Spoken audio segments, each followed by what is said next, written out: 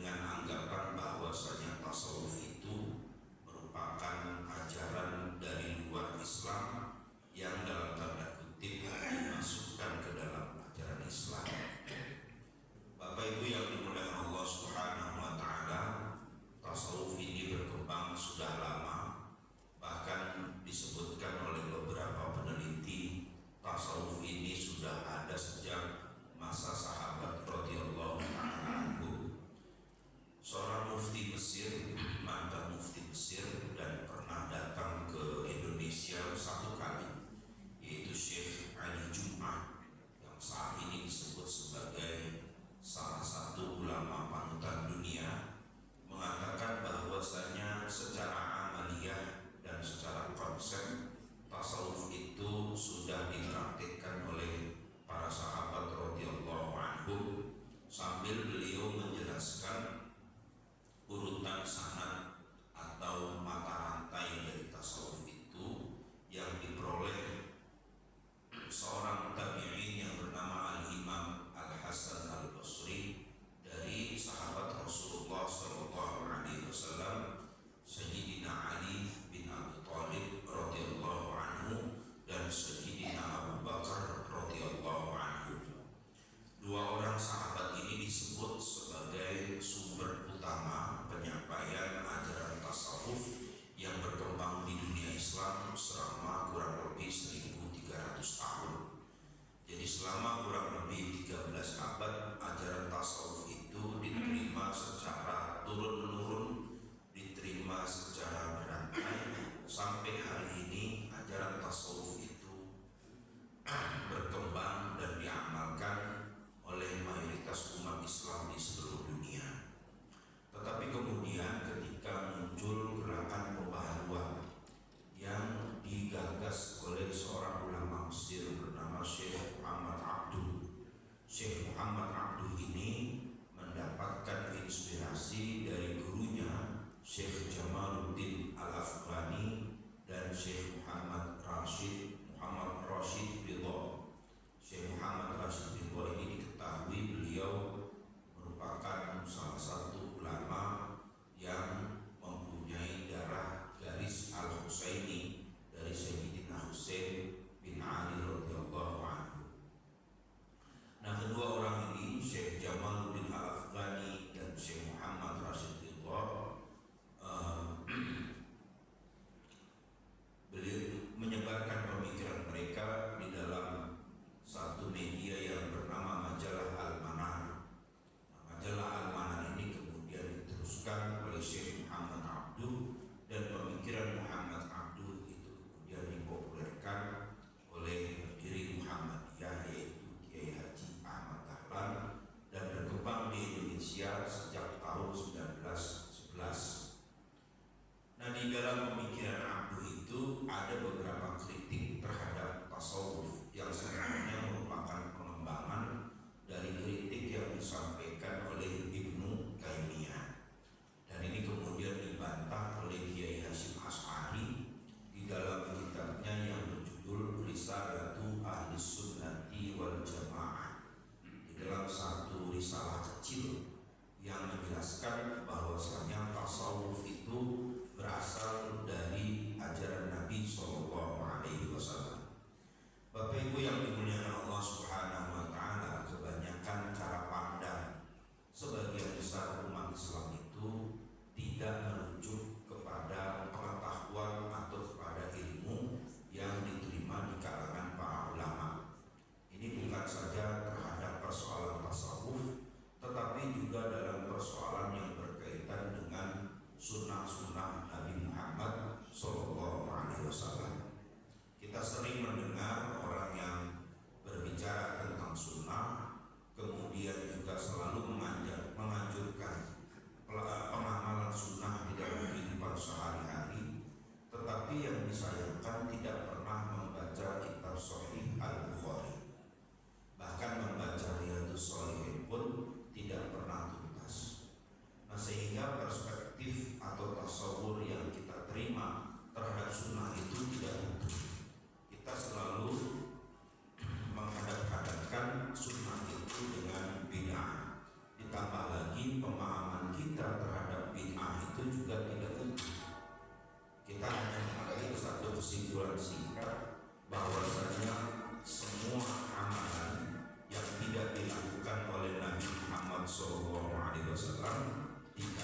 dijadikan sebagai bid'ah, sehingga sholat menggunakan karpet juga bid'ah, karena Nabi dulu sholat tidak pakai karpet.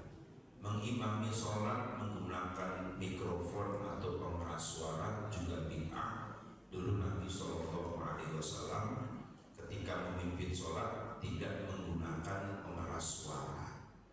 Jadi kalau kita mendefinisikan bahwa semua perbuatan yang tidak dilakukan oleh Nabi itu bid'ah, maka hampir 70% semua yang kita lakukan ini adalah bid'ah.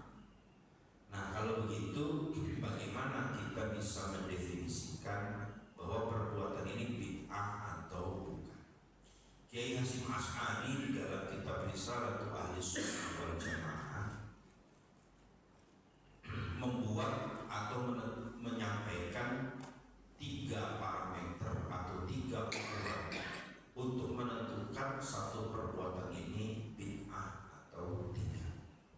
Kata beliau yang pertama, fa in syahida lahu ma'dhamu syari'ati au nassu syari'ati falaysa bid'ah.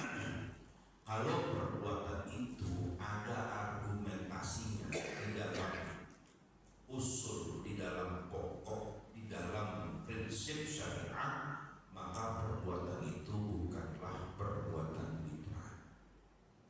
Jadi kalau kita mau menilai satu perbuatan itu, pertama dilacak dulu ayat Al-Qur'annya atau hadis-hadis Rasulullah SAW yang terdapat di dalam kitab-kitab hadis. Itu dulu dilacak.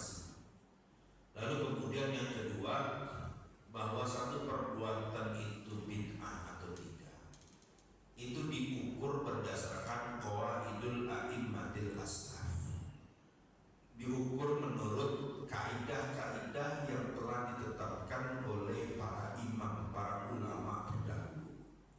Para ulama terdahulu yang dimaksud oleh Kiai Hasyim Asy'ari adalah imam 4 mazhab. Kalau mereka di dalam kaidah-kaidah itu ditemukan satu prinsip bahwa perbuatan yang dilakukan itu tidak berlawanan dengan Al-Quran dan Sunnah, maka perbuatan itu bukanlah bid'ah. Tetapi jika perbuatan itu tidak sejalan dengan kaidah-kaidah yang ditetapkan oleh para ulama salaf, para ulama mazhab, maka perbuatan itu merupakan perbuatan bid'ah. Kemudian yang keempat, yang ketiga, bahwa perbuatan itu dikatakan bid'ah atau tidak dilihat menurut hukum-hukum syariat. Hukum syariat itu ada 5. Ada fardu, ada mandub, ada mubah, ada makruh, dan ada haram. Tinggal dilihat saja menurut kaidah itu. Nah, persoalannya adalah untuk menggunakan 3 ukuran tadi diperlukan ilmu. Apa ilmunya? Ilmunya adalah usul fikih dan qawaid fikih. Ilmu usul fikih dan ilmu kaidah-kaidah fikih. Nah, untuk mencapai pemahaman kita terhadap usul fikih dan kaidah fikih ini ternyata tidak mudah. Karena syarat untuk memahami usul fikih ya harus memahami bahasa Arab. Persoalannya bahasa Arab yang kita pahami ini bahasa Arab yang terbatas. Kita memahami bahasa Arab itu baru di kalimat syukron dan afwan. Kalau terima kasih syukron, jawab syukron itu afwan. Nah, yang masalahnya adalah kalau yang diucapkan terima kasih namanya Pak Syukron, sehingga ketika dikatakan syukron maka balasannya saya. Nah, itu yang jadi masalah, bahasa Arab kita ini terbatas. Ya, pemahaman kita tentang bahasa Arab itu baru perbedaan jazakumullah. Apakah kalau yang perempuan menyebut itu jadi jazakillah, kan begitu. Ternyata tetap sama-sama jazakumullahu ahsanal jazak. Karena kata kum di dalam kata ganti orang itu berlaku juga bagi perempuan. Artinya bahwa ucapan doa itu tidak dikhususkan kepada laki-laki, tetapi juga termasuk di dalamnya perempuan. Karena itu perempuan juga diucapkan assalamualaikum warahmatullah, bukan assalamualaiki. Ya kan? Karena ucapan assalamualaiki itu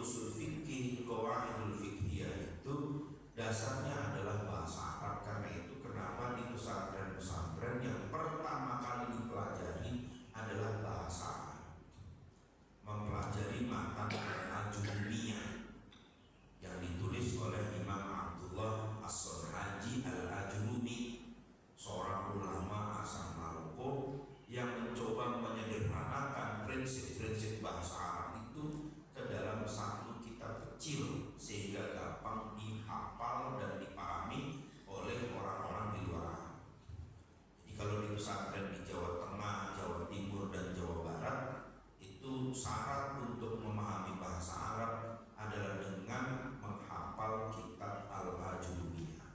Tipis kitabnya. Ya, memahami al-kalam wal lafzul murakkabul mufidun bil wad'i wa aqsamuhu salasatun ismun wa fi'lun wa harfun ja'a li makna fal ismu yu'rafu bil khafdi wal tanwini wa dukhulil alifi wal lami wa hurufil khafdi wa hiya al-ba'u ya kan wa ta'u wal wawu fal ismu yu'rafu bi qad wasini wa sawfa wa da'i ta'nis sakinah wal harfu ma la yasbihu ma'ahu dalilul ismi wala dalilul fi'li. Ngapalin begitu, harus hafal. Setelah hafal baru kemudian diuraikan contoh-contohnya, kemudian dijelaskan bagaimana implementasinya di dalam memahami teks bahasa Arab. Dipakailah contoh Al-Quran, contoh hadis Nabi. Baru setelah itu masuk kepada pemahaman yang lebih rumit dari nahwu. Setelah selesai Ajrumiyah, kemudian membaca syarah Inriti. Setelah syarah Inriti selesai, masuk syarah Kafrawi. Kafrawi selesai, baru kemudian mempelajari Alfiyah Ibnu Malik yang memuat 1000 syair tentang kaidah-kaidah bahasa Arab. Itu 1000. Jadi dihafalkan 1000. Di pesantren di Blitar dan Nganjuk itu anak-anak SMP sudah hafal 1000 bait kaidah-kaidah bahasa Arab. 1000. Di Tebu Ireng itu ditarget hanya 250 kaidah bahasa Arab. Di Nganjuk dan Blitar sukses sampai di 1000 setelah ditemukan metode yang memudahkan menghafalkan alfiyah. Dan syarat ini kalau di Jawa Tengah dan Jawa Timur, syarat orang disebut sebagai kiai itu kalau sudah hafal Alfiyah Ibnu Malik. Jadi kalau belum hafal itu belum kiai namanya. Jadi gelar KH-nya itu baru gelarnya apa? KH itu baru gelarnya kepingin hiji. Nah, itu KH, bukan kiai haji, baru kepingin hiji. Jadi baru pengen satu, itu namanya KH. Jadi nggak sembarangan kan? Kenapa? Karena ada standar pemahaman. Bapak Ibu yang dimuliakan Allah, jadi untuk memahami makna bid'ah itu tidak mudah. Tetapi kemudian banyak orang yang menyederhanakan pemahaman tentang bid'ah, bahwa semua yang tidak mereka kenali itu dianggap sebagai bid'ah. Tahlilan bid'ah, maulidan bid'ah. Memang Nabi maulid apa hubungannya? Apakah Nabi, apakah para sahabat yang sudah mengenal Nabi itu mengadakan maulid? Langsung begitu. Ya nggak mengadakan maulid karena para sahabat nggak bikin maulid yang ada sambutan Kapolsek di situ. Ya nggak ada sambutan di situ. Ya sambutan nggak ada. Tetapi makna memperingati itu bukan sebagaimana yang dipahami oleh kebanyakan orang. Ya, bahwa di Mekah itu ada maulid, ada, yaitu majlis di mana orang membaca sirah nabawiyah, kemudian orang membaca qasidah yang berisi puji-pujian kepada Nabi, ya kan, qasidah-qasidah yang menceritakan bagaimana perjuangan Nabi Muhammad SAW, yaitu maulid. Kemudian ada tausiah, ada nasihat berkaitan dengan bagaimana kita mengamalkan sunnah. Jadi perayaan maulid itu bermacam-macam. Tidak semuanya sama. Di Mesir misalnya, di Masjid Al-Azhar Kairo, perayaan maulid itu dilakukan dengan cara mengkhatamkan kitab Syama'il Muhammadiyah pada malam 12 Rabiul Awal yang dihadiri oleh para ulama. Dihatamkan kitab Syama'il Muhammadiyah, atau menghatamkan kitab Tajul Usul, ya, fi Ma'rifatul Rasul, kitab-kitab yang berbicara tentang sejarah Nabi Muhammad SAW dalam waktu kurang lebih 5 jam. Jadi majelisnya itu menjadi majelis ilmu, mendengarkan uraian penjelasan para ulama tentang hadis-hadis fadhailur Rasul, keutamaan Nabi SAW. Itu kalau di Mesir. Kalau di Mekah, ya, yaitu membaca syair. Jadi majelis itu ya majelis mendengarkan qasidah-qasidah, syair-syair tentang Nabi Muhammad SAW. Jadi kita ini juga kurang lebih sama karena kita ini bukan budaya seperti budaya Arab, maka di sini disampaikan tausiah. Tetapi memang yang lebih lama bukan tausiahnya, hadrohnya yang lebih lama. Kan jadi maulid itu lebih ngerti-ngerti kalau bahasa orang Betawi begitu. Itu yang lebih lama dibandingkan pengajiannya. Bahkan isi amplopnya lebih gede hadroh dibandingkan penceramahan itu. Kenapa? Karena dia bosok sistem alat segala macam. Nah itu yang kalau di Indonesia seperti itu. Nah pertanyaannya apakah itu bid'ah? Ya kalau ditanya itu sesuatu yang baru, iya betul. Karena memang Nabi tidak pernah mengadakan majelis hanya untuk menceritakan sejarah hidupnya. Nabi bukan tipe orang seperti itu. Tetapi setelah Nabi meninggal dunia, ini penting untuk menghidupkan lagi sosok atau figur Nabi Muhammad SAW. Bapak Ibu yang dimuliakan Allah Subhanahu wa taala, kembali lagi tadi kepada persoalan tasawuf. Ada perspektif yang tidak utuh tentang tasawuf. Kenapa? Karena kita tidak masuk kepada pengetahuan mengenai tasawuf itu sendiri. Nah, kemudian tasawuf sebagai ilmu itu baru muncul kapan? Tasawuf sebagai ilmu itu baru muncul abad kedua Hijriah. Jadi kira-kira hampir 150 tahun setelah Rasulullah SAW wafat. Nah, kalau begitu tasawuf ini bid'ah. Ya kalau tasawuf itu bid'ah, berarti ilmu tajwid juga bid'ah. Karena ilmu tajwid itu baru muncul, baru disusun oleh Imam Asy-Syatibi kira-kira 700 tahun setelah wafatnya Rasulullah SAW. Jadi pada waktu masa Nabi itu tidak ada orang membaca Al-Quran mengenal idgham, iqlab, ikhfa, idhar, tidak mengenal itu. Orang hanya mendengar bagaimana cara membaca Al-Quran sebagaimana yang dibaca oleh Rasulullah SAW. Bahkan kalau kita baca mushaf, waqaf itu penempatan waqaf baru ditulis pada masa Imam Asy-Syatibi 700 tahun setelah Rasulullah SAW. Jadi kalau kita lihat teks Al-Quran pertama, itu yang pertama tidak ditemukan titik, nggak ada titiknya. Kalau kita baca teks Al-Quran yang pertama yang ditulis oleh para sahabat, tidak ada titiknya, ya kan? Kemudian tidak ada barisnya. Ini nggak ada baris aja kita nggak bisa baca, apalagi nggak ada titik. Coba bayangkan kita membaca Quran nggak ada baris dan nggak ada titik. Bagaimana kita bisa membedakan kalimat-kalimat atau kata-kata di dalam Al-Quran? Kalau misalnya surat Al-Baqarah ayat kedua, alladzina yu'minuna bil ghaibi wa yuqimuna sholata wa mimma razaqnahum yunfiqun. Itu nggak ada baris, nggak ada titik. Saya yakin pasti salah baca. Maka yang pertama kali berinisiatif menempatkan titik di dalam Al-Quran itu adalah Khalifah Ali bin Abi Thalib radhiyallahu anhu. Beliau memerintahkan Abul Aswad Ad-Duwali untuk menuliskan semua titik di semua teks Al-Quran. Tuliskan titik supaya orang bisa tahu, bisa membedakan ini ta, ini ba, ini ta. Karena titik. Maka ada istilah, ya kan, karena nilas titik rusak susu sebelah. Maksudnya apa? Karena persoalan titik itu ini berubah cara pemahaman. Kalau tidak ada titik kita tidak bisa baca, tapi begitu dikasih titik maka kita bisa membaca. Kemudian diberikan baris. Karena Al-Quran ini bakal dibaca oleh orang-orang non-Arab.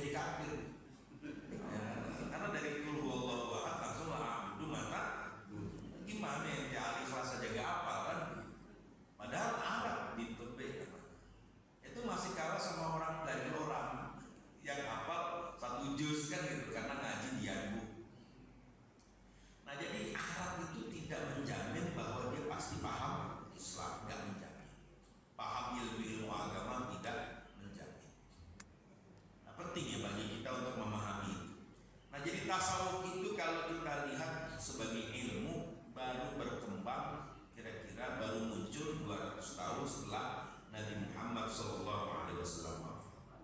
Begitu juga dengan ilmu fikih dan ilmu usul fikih. Dulu ilmu itu satu, disebutnya fikih. Ya, Imam Syafi'i menulis kitab Al-Fiqhul Akbar, Imam Abu Hanifah menulis kitab Al-Fiqhul Akbar yang isinya itu bermacam-macam di sini. Bukan cuma ilmu fikih, tetapi juga ilmu tauhid.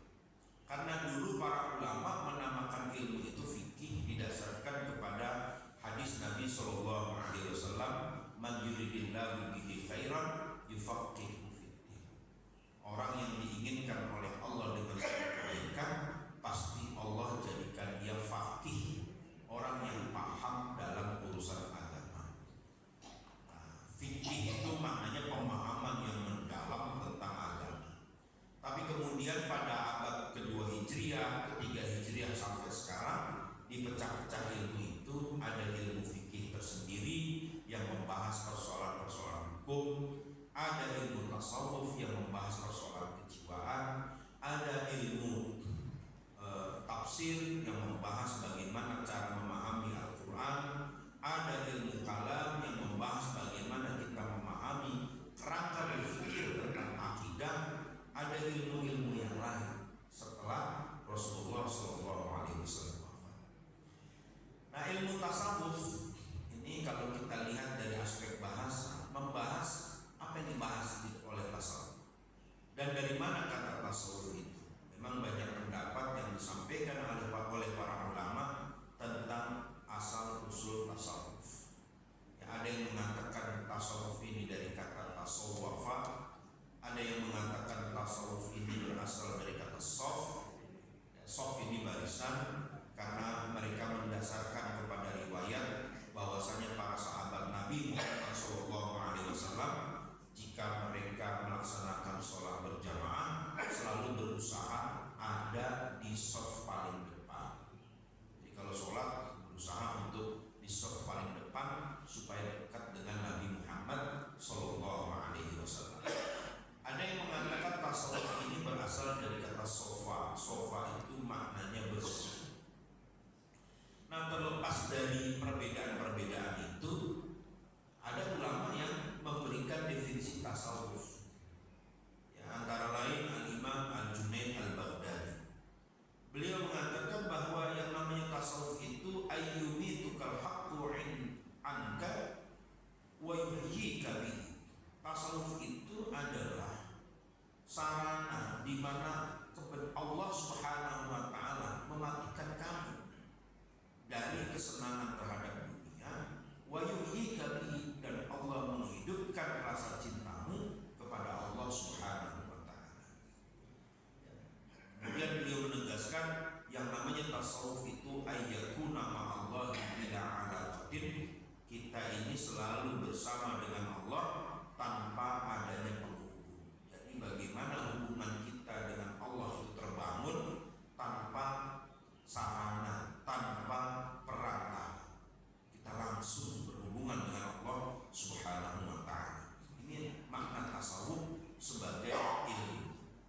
Kemudian ada seorang ulama yang bernama Syekh Amir bin Uthman Al-Makki menjelaskan tasawuf itu bagaimana. Alamatus sufi as-sadiq, bahwa tanda seorang sufi yang benar itu adalah ayyaftaqira ba'dal ghina. Dia merasakan bagaimana kekurangan setelah dia merasakan kenikmatan yang berlebih. Wa yudillu ba'dal izzi, dan merasakan kehinaan setelah dia mendapatkan yang namanya kemuliaan. Wa yukhfi syuhrah, dan sengaja untuk menjauh dari popularitas. Ini tiga cerita sufi, tiga cerita tasawuf. Ayyaftaqira ba'dal ghina wa yudillu ba'dal izzi wa yukhfi syuhrah. Itu tiga ciri tasawuf itu. Dia merasa kurang setelah dia merasakan kelebihan. Maksudnya gimana? Imam Al-Ghazali itu pernah beliau mendapat jabatan sebagai wazir. Wazir itu kalau bahasa sekarang staf sus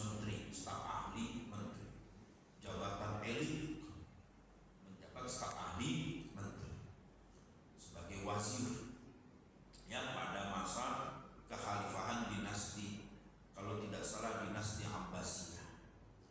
Nah, kehidupan beliau sebagai orang dalam kekuasaan itu ternyata membuat beliau makin jauh dengan agama. Imam Al-Ghazali. Jadi ulama itu kalau makin dekat kekuasaan, dia tidak merasakan nikmatnya beragama. Kenapa? Ya karena itu tadi, karena prosedur-prosedur birokrasi itu yang membuat dia sulit untuk beribadah dengan khusyuk. Tidak lama beliau menjabat sebagai wazir, kira-kira 1 tahun beliau mengundurkan diri.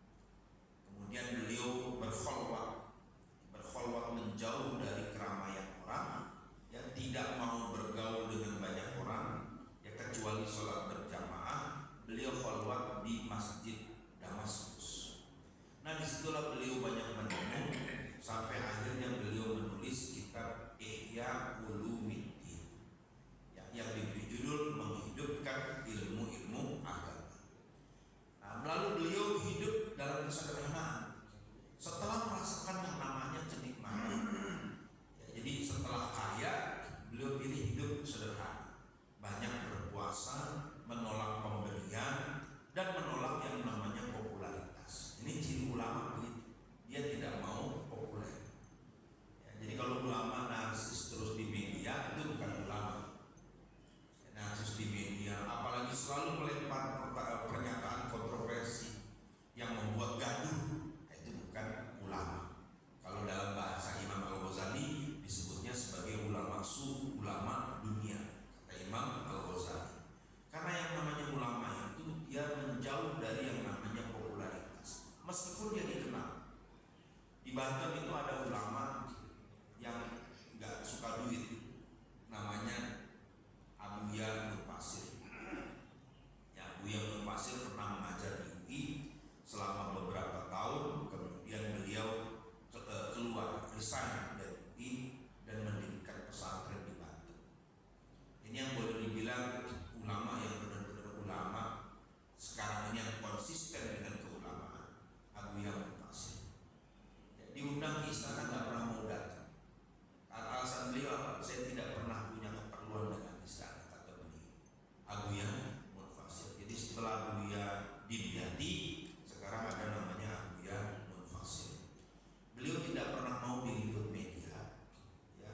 Yang menarik adalah beliau itu hidup dengan kesederhanaan. Jadi setiap kali ada orang datang membawakan makanan, itu beliau tidak pernah mau makan. Kata beliau, saya hanya mau makan yang saya tanam dan yang saya usahakan, bukan dari pemberian orang. Ini sulit cari ulama yang model begini. Ya, ketika ada seorang mantan pejabat membawakan uang yang begitu banyak, itu beliau tolak. Kata beliau, saya nggak mau menerima sesuatu yang tidak saya tahu dari mana sumbernya. Ini luar biasa. Abuya Nur Pasir. Ya, dan beliau tidak pernah mau difoto. Nah, itu ciri ulama, tidak pernah mau difoto. Jadi nggak mau publikasi. Tapi orang ngaji ke tempat beliau banyak. Orang ngaji ke beliau, ngaji Al-Hikam, ngaji kitab Ihya Ulumuddin, ya di Banten ya, Abuya Nur Pasir. Sama seperti Buya Dimyati. Buya Dimyati itu kalau dikasih uang, uangnya ditaruh di kandang ayam. Jadi ketika beliau meninggal dunia, saya melihat di kandang ayam itu uang banyak sekali, ada ratusan ribu, banyak itu uang, menggunung uang itu. Setiap dikasih uang dibuang ke kandang ayam. Kata Buya Dimyati, kalau bahasa Banten, ayam itu butuh. Saya nggak butuh uang, saya cuma butuh ridho Allah. Luar biasa itu. Yang pesantrennya itu masih guguk, sampai hari ini masih guguk. Ya, beliau mengharamkan listrik. Buya Dimyati itu mengharamkan listrik. Listrik haram. Kenapa Buya? Listrik ini setan. Kok setan ya? Iya betul, setan itu tercipta dari gelombang elektromagnet. Listrik ada gelombang elektromagnet. Ketika ditanya kenapa haram, dia gara-gara listrik santri jadi bawa radio katanya. Kalau udah bawa radio udah ngapalin Quran, yang didengar orang Iram. Kata beliau, dangdutan. Ya kan maksiat. Gimana Quran bisa masuk? Oh iya benar juga. Maka beliau tidak pernah mengizinkan pesantren ini dipasang listrik. Bahkan sampai pada waktu itu bupati yang akan membayarkan bulanan listrik pesantren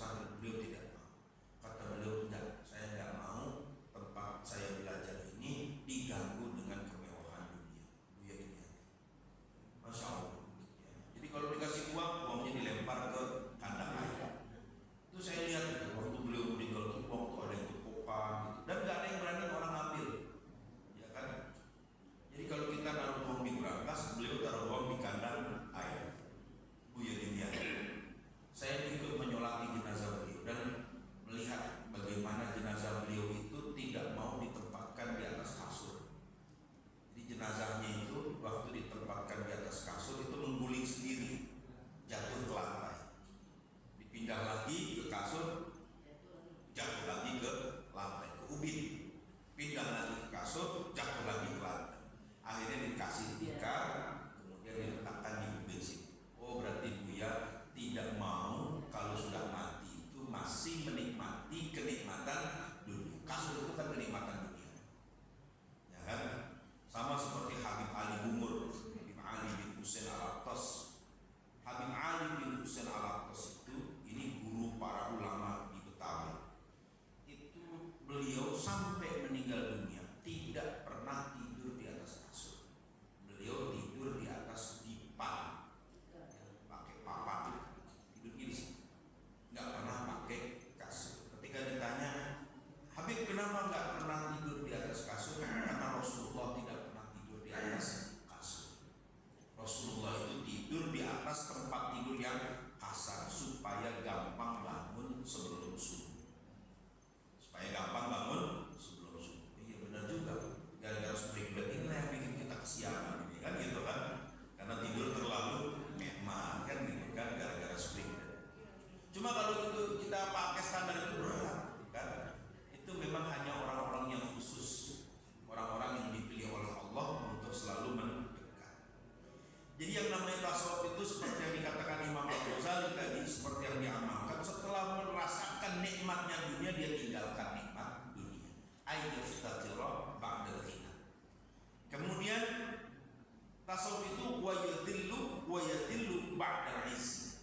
Merasakan dia hina setelah dia mendapatkan kehormatan. Merasa hina di hadapan Allah Subhanahu wa taala dan tidak mau sombong di hadapan sesama hamba.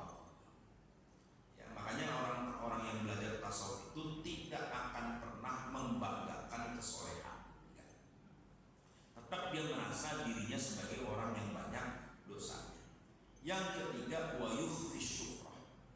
Ya, selalu dia tidak menghindari yang namanya popularitas. Jadi nggak mau terkenal. Karena gara-gara terkenal ini, viral ini yang membuat orang jadi nggak malu. Nah, kalau bahasa sekarang viralkan kan gitu kan. Kenapa begitu? Biar viral kan gitu. Namanya syuhrah. Biar terkenal ngomong aneh-aneh, biar terkenal. Nanti kalau udah terkenal baru dia lurusin. Nah ini fitnah. Kalau sekarang orang mencari syuhrah, popularitas. Ya, kenapa pakaiannya begitu? Ya asal beda aja sama yang lain kan begitu kan. Maka para ulama mengkritik perilaku syuhrah, perilaku pengen viral, apa pengen viral. Namanya syuhrah, pengen viral. Apa viral pak, viralkan kan gitu. Ya, karena media sosial emang ini dajjal kan. Ya kan ini dajjal, mata satu kan, dajjal ini. Jadi mata satu ini memang bikin orang banyak dosa. Ini banyak dosa. Jadi tanya di mana pak? OTW. OTW-nya itu ada dua. OTW bahasa Inggris sama OTW bahasa Jawa. Kalau OTW bahasa Jawa ojo takon wae. Nah, kalau bahasa Inggris on the way kan gitu kan. Di mana Pak? OTW pokoknya. OTW itu ojo takon wae. Nah, ini banyak dosa. Yang bikin orang viral kan gitu kan. Makanya Gus Baha itu tidak punya HP. Gus Baha itu. Ya. Beliau punya HP itu HP bukan Android, HP jadul yang dibaca tiap ba'da asar, yang dilihat tiap ba'da asar. Dilihat HP-nya itu ba'da asar aja udah melihat ada SMS masuk gitu kan. Setelah itu dimatikan lagi. Beliau lebih sibuk belajar dan mengajar. Nah ini kiai kayak gitu, ya kan. Terus kenapa ada video? Dia yang memvideokan orang-orang yang senang sama beliau aja. Gitu. Beliau tidak pernah punya tim. Terus sekarang Ustadz punya manajemen. Jadi kalau mengundang Ustadz harus ngomong sama manajernya. Ngomong sama manajer saya, jadwalnya diatur kapan dan kalau bisa booking di luar kan gitu kan. Bayar DP maksudnya. Kan gitu. Ya bayar DP, nanti DP-nya. Terus kalau saya diundang ke Al-Fawzin kalau bisa pakai foreigner ya kan gitu kan. Biar foreigner yok kan gitu kan. Pakai foreigner ya. Diundang. Karena saya pernah ditanya perlu foreigner nggak? Foreigner apa gitu kan, kita pejabat ya udah datang aja nanti dijemput pakai foreigner pulang pergi sekali jalan 1,5 juta bolak-balik 3 juta kan gitu. Karena sekarang ada aturan kalau bukan pejabat negara tidak boleh pakai foreigner, ada aturan begitu. Jadi kalau dikatakan lagi wa alamatus sufil kadhib, tanda bahwa dia adalah sufi pendusta, ya pengamal tasawuf bohong-bohongan adalah ayyastaghniya ba'dal faqri. Dia mencari kekayaan itu, ya kan, setelah dia merasakan yang namanya kefakiran. Maksudnya adalah dia menjadikan agama sebagai alat untuk mencari kekayaan. Ya, kemudian wa yu'izzu ba'da dzulli, dia mencari kemuliaan setelah dia hina. Nah, ini bohong nih. Jadi agama dijadikan sebagai alat untuk mendapatkan kehormatan. Salah. Memang betul orang kalau dia mengamalkan agama jadi terhormat, tapi beda dengan orang yang menjadikan agama untuk menaikkan kewibawaan. Ini beda. Ya kan? Kalau yang pertama mengamalkan agama dia menjadi mulia, ini dasarnya ikhlas. Tapi menjadikan agama sebagai alat untuk mendapatkan kemuliaan, ini yang tidak ikhlas. Lalu wa yashtahira ba'dal khafa, dia ingin populer setelah tadinya tidak terkenal. Jadi kalau tasawuf itu dibaliknya, ya kan? Dari merasakan kenikmatan kemudian dia merasakan kekurangan, dalam arti kurang terhadap rahmat Allah. Dia ingin selalu mendapatkan rahmat Allah, ya kan, sehingga dia tidak butuh lagi yang namanya kenikmatan dunia. Hadirin yang dimuliakan Allah Subhanahu wa taala, maka tasawuf itu juga dikatakan ayyakunal abdu fi kulli waqtin bima huwa aula fil waqti. Bahwa yang namanya tasawuf itu adalah jika seseorang itu selalu berusaha melakukan yang terbaik setiap waktu. Makanya rata-rata ulama sufi itu tidak membuang-buang waktu dengan hal yang sia-sia. Ya kan? Kalau tidak ada yang dikerjakan dia berzikir. Ya kan? Kalau tidak ada yang dilakukan dia melaksanakan sholat. Nah, untuk supaya waktu-waktunya bermanfaat, maka mereka memilih berpuasa setiap hari. Karena dengan puasa itulah waktu menjadi bermanfaat. Kalau puasa itu kan capek, ngantuk, tidur. Dan tidurnya orang yang berpuasa adalah ibadah. Kan begitu puasa itu. Capek, ngantuk, tidur. Ya, menghindari perbuatan maksiat. Begitu bangun, dia ibadah lagi. Ya kan, dia mengajar lagi. Jadi kebanyakan ulama begitu. Ya, waktunya itu dihabiskan dengan hal-hal yang bermanfaat. Saya pernah ketemu seorang ulama dari Ethiopia yang menjadi pengajar bahasa Arab di Mekah. Orang Ethiopia ngajar bahasa Arab di Mekah. Ethiopia saja bahasanya bukan Arab. Dan ini disebut sebagai ahli bahasa Arab. Orang Ethiopia namanya Syekh Muhammad Amin Al-Habashi. Saya ketemu beliau itu, beliau usianya sudah 91 tahun. Itu masih kuat. Beliau sholat di Masjidil Haram, rumahnya di Syarek Sitin. Syarek Sitin itu jaraknya kurang lebih 7 kilo dari Masjidil Haram. Itu bolak-balik. Dan kuat diri lama. Padahal usianya sudah 91 tahun. Syekh Muhammad Amin Al-Habashi. Dan hebatnya lagi, di umur 91 ingatannya masih kuat. Syekh Muhammad Amin Al-Habashi ingatannya masih kuat. Jadi beliau masih hafal Sahih Bukhari 7.563 hadis. Hafal. Di gimana Quran? Sahih Bukhari aja apa? Ya, Syekh Muhammad Amin. Kalau ngajar tafsir, beliau nggak melihat Quran lagi. Hafal Quran. Dan beliau menulis tafsir Hadaiqur Raihan setebal 30 jilid. Menulis penjelasan Sahih Muslim setebal 21 jilid, 19 jilid. Menulis penjelasan Sunan Ibnu Majah 25 jilid. Dan itu waktunya memang tidak pernah terpulang.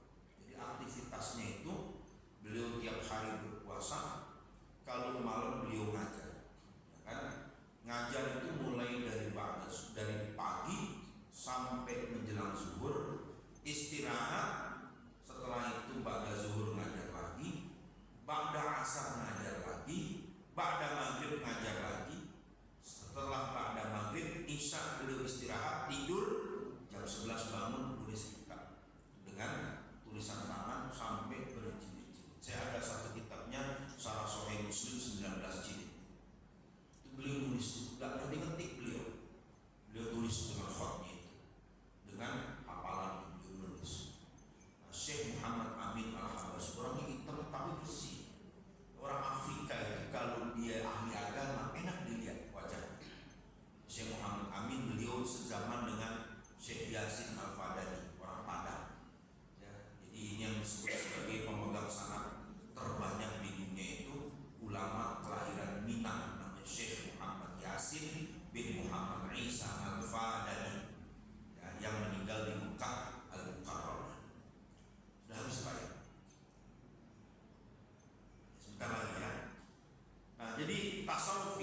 ada dasarnya. Dasarnya apa? Di dalam Al-Quran bahwa dasar tasawuf itu adalah Quran surat Al-Maidah ayat 54. Ya ayyuhalladzina amanu may yartadda minkum an dinihi fasawfa ya'tillahu biqaumin yuhibbuhum wa yuhibbunahu adillatin 'alal mu'minin 'izzatin 'alal kafirin. Wahai orang-orang yang beriman, siapa saja yang murtad dari kalian, siapa saja di antara kalian yang murtad dari agamanya, pasti Allah akan datangkan satu kaum yuhibbuhum wa yuhibbuna. Allah mencintai mereka dan mereka mencintai Allah. Maka poinnya tasawuf itu mengajarkan bagaimana supaya kita dicintai oleh Allah dan bagaimana kita bisa tahu bahwasanya Allah itu cinta kepada kita. Nah, ini diajarkan di ilmu tasawuf. Nah, fikih tidak mengajarkan itu, tapi ilmu tasawuf mengajarkan bagaimana tanda-tandanya Allah itu cinta kepada kita. Di antara tanda Allah cinta kepada kita adalah kita dimudahkan untuk melaksanakan ibadah. Itu di antara tanda Allah cinta kepada kita. Kita diberikan kemudahan. Sesulit apapun tantangan di dalam beribadah, pasti kita mudah melaksanakan. Nah, itulah tanda Allah cinta. Ya, walaupun badan capek, badan lelah, tapi kita tetap bisa sholat berjamaah. Itu tanda bahwa kita ini dicintai oleh Allah Subhanahu wa Ta'ala. Kemudian di dalam Quran surat At-Tahrim ayat ke-8, ya ayyuhalladzina amanu tubu ilallahi taubatan nasuha. Wahai orang-orang yang beriman, bertaubatlah kepada Allah dengan sebenar-benarnya taubat. Nah, di dalam ilmu tasawuf itu diajarkan atau dibahas bagaimana caranya bertaubat dan bagaimana taubat yang efektif. Apa taubat yang efektif? Taubat yang efektif itu taubat yang membuat kita tidak kembali melakukan maksiat. Bukan taubat sambal. Karena taubat sambal itu adalah kalau pedas pengen lagi, atau taubatnya hamil. Ya kan? Taubat perempuan melahirkan. Taubat tapi biar 10 tahun depan melahirkan lagi. Nah, itu bukan itu taubat. Jadi taubat yang benar itu taubat yang tidak membuat kita kembali melakukan maksiat. Kemudian di surat Fatir ayat ke-5, ya ayyuhan nasu inna wa'dallahi haqqun fala taghurrannakumul hayatud dunya. Wahai manusia, bahwasanya janji Allah itu pasti benar dan janganlah kamu itu dilalaikan oleh kehidupan dunia. Jadi bagaimana supaya kita tidak tertipu oleh kenikmatan dunia, maka ilmu tasawuf itu mengajarkan. Nah, kemudian dasarnya apa lagi? Dasarnya ada hadis Rasulullah Shallallahu Alaihi Wasallam tentang ihsan. Ihsan itu antaqudallaha ka'annaka tarahu. Kamu beribadah kepada Allah seolah-olah kamu melihat Allah. Nah, ini di dalam ilmu tasawuf dibahas dalam pembahasan muraqabah dan musyahadah. Muraqabah itu merasa diawasi oleh Allah, sedangkan musyahadah itu menyaksikan keagungan Allah dengan hati nurani kita. Jadi beda antara muraqabah dengan musyahadah. Kalau muraqabah itu seperti kita diawasi oleh CCTV, itu namanya muraqabah. Tapi musyahadah seperti kita berada di depan pengawas langsung, itu namanya musyahadah. Nah, beda antara muraqabah dengan musyahadah. Maka karena musyahadah itulah orang-orang, kalau orang yang sudah sampai kepada level musyahadah itu, ini yang dikatakan oleh Allah di dalam hadis qudsi, fa'ana basaruhu idza basara. Ya, fa'ana ainuhu idza basara. Akulah matanya ketika dia melihat. Wa ana udhunuhu idza sami'a. Aku adalah kedua telinga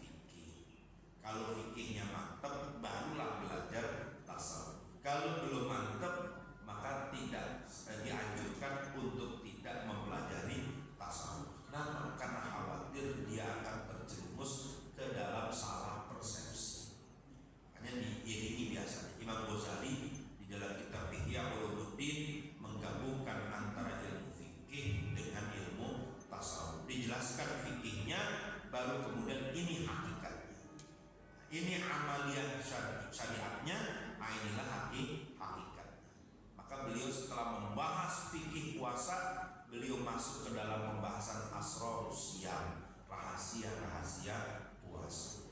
Setelah membahas sholat, beliau membahas asrarus sholat, rahasia-rahasia dari ibadah sholat dan seterusnya. Demikian yang bisa disampaikan, semoga ini ada manfaatnya buat kita. Hadanallahu wa iyyakum ajma'in. Barangkali ada pertanyaan, kalau tidak ada kita cukupkan dengan doa. Kalau nggak ada, Bapak Ibu nggak ada pertanyaan, Pak Tanjung nggak tanya, silakan Pak.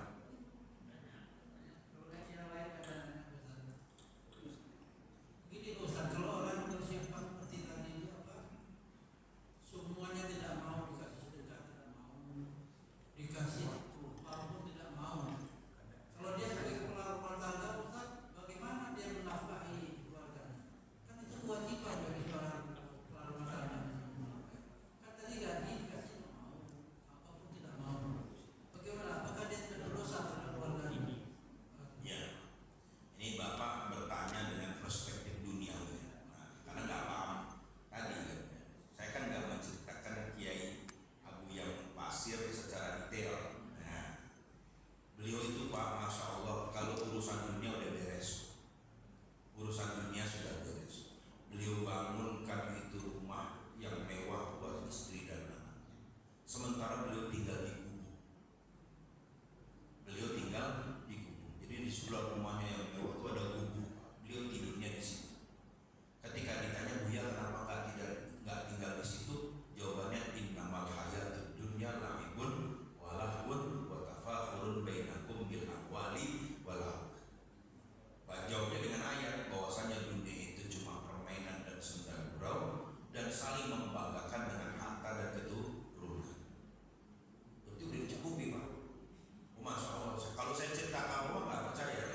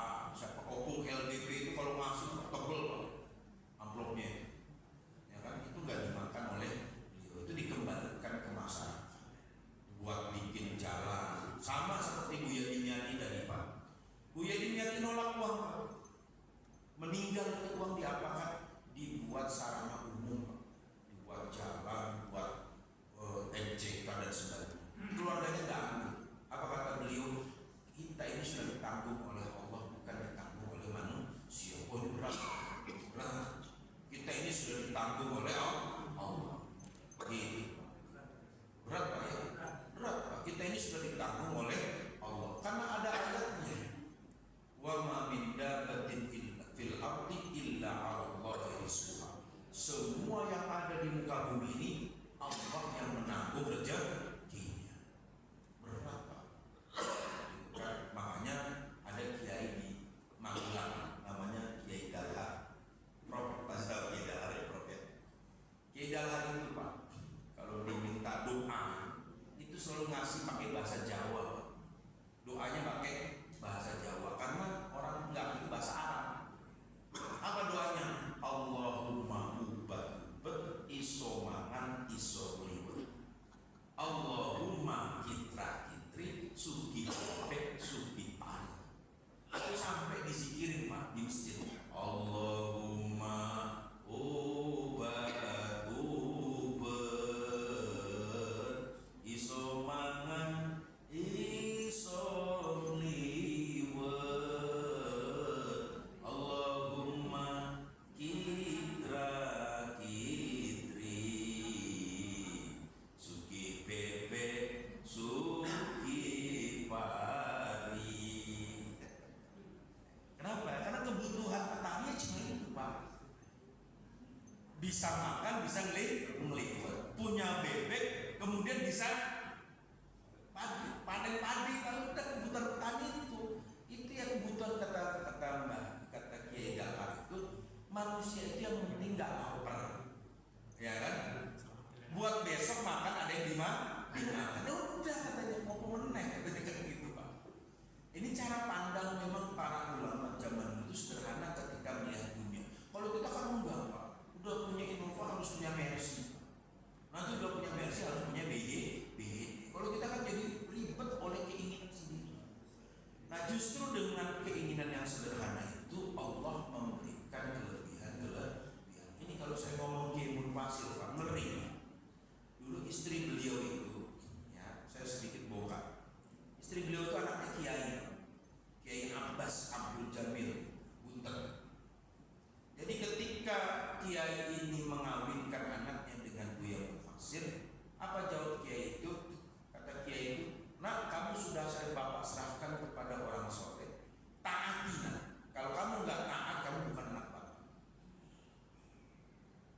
Ini orang soleh. Jadi bapaknya sudah ngasih anaknya. Nah satu waktu Pak, setelah berhenti jadi dosen lagi hidupnya susah. Ya kenapa? Karena mau mengamalkan tasawuf. Susah, karena ini gampang dapat duit, jadi susah dapat duit. Akhirnya ngambek. Jadi asal ibu kan gitu kan, istri gitu. Kok kurang gimana? Gini kurang gimana?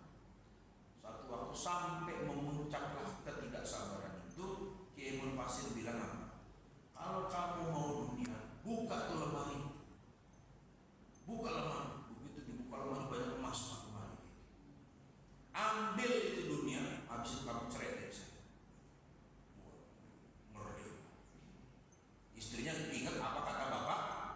Taati suami kamu yang soleh itu. Kalau kamu tidak taat, kamu bukan anak bapak. Bingung Pak, kalau dicerai sama suaminya nggak diakui orang tua. Sampai dilihatkan itu buka. Ambil itu semua. Dunia itu ambil. Tapi kamu bukan istri saya lagi. Wah. Apakah istri Nabi tidak digitukan Pak? Digitukan. Bapak baca surat Al-Ahzab. Ya nisa'an Nabi, in kuntunna turidna hayatad dunya.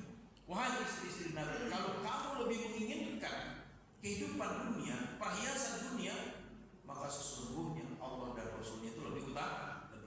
Sampai diancam begitu. Lah Aisyah kalau mau pengen kaya gampang, istri Nabi Pak. Jangankan istri Nabi, istri Kiai aja bisa kaya Pak, masuk di mana-mana. Oh kan gitu kan. Apalagi istri Nabi, dunia dan seisinya itu. Nah ini kalau kita lihat dengan cara pandang kapitalis ya nggak masuk. Tapi kalau kita lihat dengan cara pandang iman masuk. Masuknya di mana? Allah yang memberikan jaminannya, ya kan? Jadi makanya kenapa banyak pengamal tasawuf itu yang menjadi pedagang. Saya ambil contoh satu lagi, Kiai Fadl Senori. Prof Nahrawi tahu Kiai Fadl Senori Pak. itu sampai meninggal gak haji. Kenapa? Gak ada duit buat berangkat haji. Tapi bahasa Arabnya begini. Apa indikator dia bahasa Arabnya hebat? Bisa nulis kitab dalam bahasa Arab. Luar biasa. Saya ada karya ini, karya tentang tata bahasa, ditulis dalam bahasa Arab. Kiai Abdul Fadl Senori, dulunya Kiai Maimun. Itu kalau beliau itu Pak dagang, setiap usaha kalau udah sukses berhenti Pak.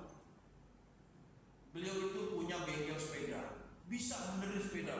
Zaman dulu kalau punya sepeda itu hebat, apalagi kalau sepedanya sepeda Belanda ya kan. Kalau bisa dandanin sepeda hebat, laku bengkelnya Pak. Begitu laku Pak, tutup, pindah bisnis, buka montir radio. Radio zaman dulu kan radio gede Pak, susah itu kalau rusak. Beliau pelajari. Begitu montir radio sukses Pak, rame orang yang memperbaiki radio ke situ. Beliau tutup, berhenti, jualan benang. Ya kalau kata kita kan bodoh Pak, kenapa nggak bikin konglomerasi? Itu bahasa kita gitu Pak, kalau pakai cara Cina kan gitu. Udah sukses di sini, sukses begini kan, akhirnya banyak yang sukses. Kalau beliau enggak, begitu sukses berhenti, mulai dari usaha yang baru. Sukses